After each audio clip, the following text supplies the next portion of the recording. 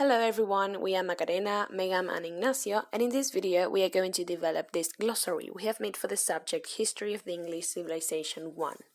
In here you'll find some helpful vocabulary and terms related to feudalism and the Middle Ages in England. And although there is not a structure nor an order for explaining them, we've found a way in which to show the relationship among them all. So let's begin. The first term we are going to explain, and which is crucial for understanding the following ones, is feudalism.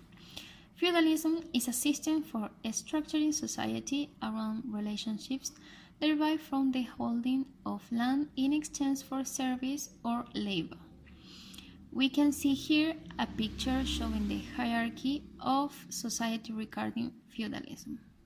Knowing what feudalism is, we can take a look at the other terms, such as feudal duties and, in the following side, feudal aids. Feudal duties are duties from a vassal to the king and vice versa. For example, while the king provided protection and lands to the vassals, they promised to fight for his king in war. Feudal aids were payments given for a vassal to the lord on certain occasions. The freemen at that time were people who enjoyed political and civil liberties, basically citizens. We have also seen in the previous pyramid of hierarchy that the basis was conformed by the serfs and the peasants, which were the majority of the population. The serfs were agricultural laborers bounded by the feudal system and were tied to working on their lord's estate, whereas the peasants were people who owned or rented small pieces of land and grew crops and kept animals on it. They had very little education and a low social status and were not free to leave the estate. In a higher position, we find the tenant-in-chief. A tenant-in-chief is a person who was given land directly from the king or lord. There is a difference between the greater and the lesser tenant-in-chief, and it has to do with the hierarchy, whether they were nobles or important people, such as barons, earls, bishops, abbots, and they were in a lower position, such as knights. What was a relief? It was a sum of money paid for the nobles to their overlord for their eldest son to inherit land when they died. This is the term related to nobility. But there is another one, more like for the peasants. This is the area, a tribute paid from the peasants to a lord for a tenant who died in order to inherit lands and properties, usually paying with animals or military equipment. Suzerain. What is it? It is basically an overlord. For example, William, who was at that time suzerain of England. And what is an overlord, you may ask? It is a person that has huge power and is over a lord. For example, the Duke of Normandy, who recognized the King of France as the overlord. Once again, higher hierarchy. Coeur de Lion is a French term. Why is it important? What does it mean? It was Richard's the first nickname, and it was given to him because of his huge bravery and French culture. Its literary translation is Lionheart. You might have heard that we mentioned the word vassal previously. A vassal is a person who has sworn homage to a lord or the king and owed him military service. Look at the pictures. What do you think they represent? It is the homage they are swearing. An homage is a religious and important ceremony for swearing loyalty to the overlord. A scutage was money that a feudal tenant would pay instead of performing military service. Quite lazy, isn't it? Well, never mind, let's move on. Viscounts. This was a title given by King William I to some nobles with the purpose of looking if other nobles fulfilled their duties. The kings not only gave titles to the nobles, but also lands. A commendation refers to the king giving back an estate for leaving to the nobles who will fight for him. This leads us the knight's fee, which is also a given estate from the king. This time, not to the nobles, but to the knights. Usually they were paid with one or maybe two manors, but what is a manor? Let me explain it. A manor was a self-sufficient rural estate, usually a village with its land and villagers. Inside those manors there were bailiffs. A bailiff was an administrator placed for controlling that the villains did their work and use. Therefore, we have to explain what a villain is. In a few words, a person who owed labor to a lord in return for the right to cultivate certain amounts of the village lands.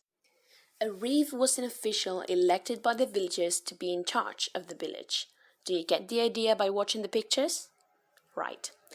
Another term, mean tenant. If you remember the tenants in chief we explained, you might remember they were rewarded with lands and properties.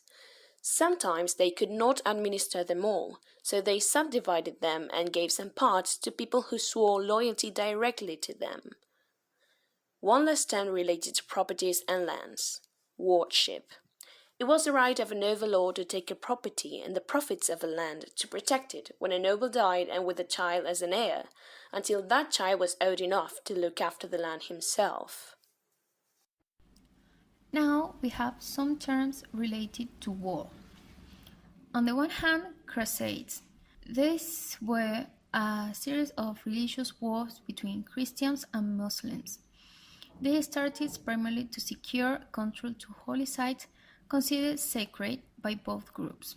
There were a total of 8 crusades between the 11th and the 13th century. On the other hand, civil war. And no, we're not referring to the Marvel films, but to a war between citizens of the same country.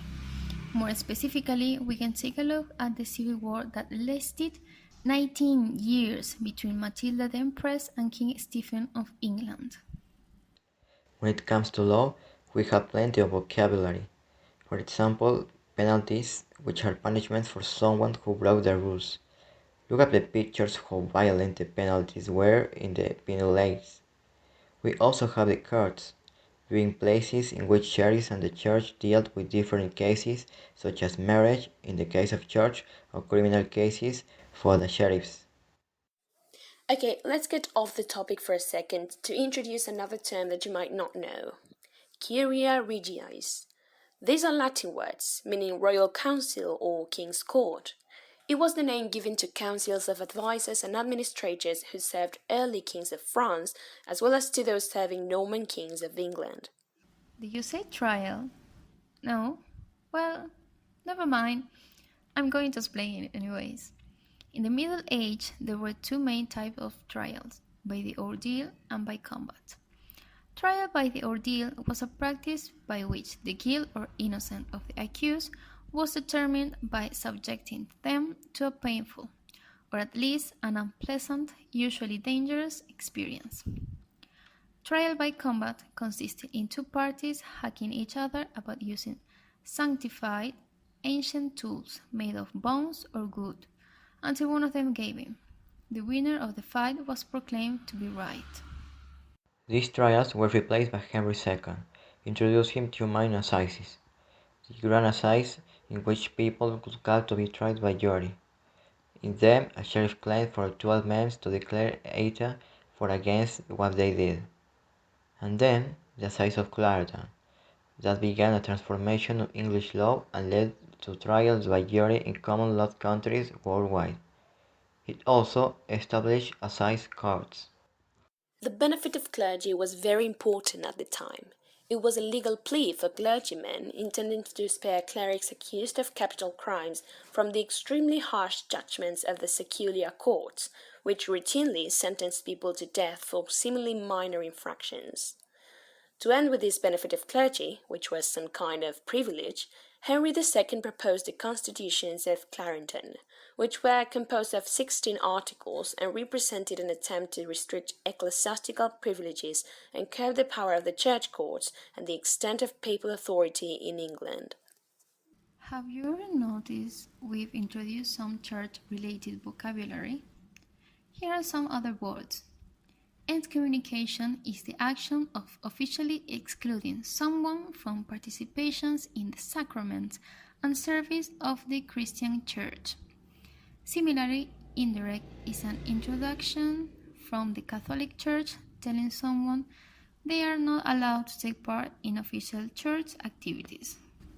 As we mentioned, the Assize of Clarendon intended to restrict clergy privileges, There was someone who opposed the sign, Thomas Becket. He defended his religion at the point of being killed for it.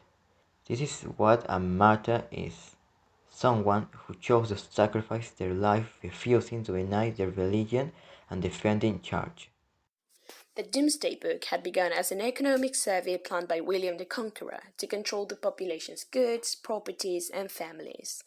Nowadays, it still exists and it has plenty of information about England in the feudal period. It was called the Doomsday because it reminded the people in that age about the doom or the day of judgment, which is a reference to talk about the apocalypse, the end of times, in which you'll be asked about everything you have done in your life. Well, this might not be the end of times, but the end of the video. We hope it has been useful for you. That's all. Thanks for your attention.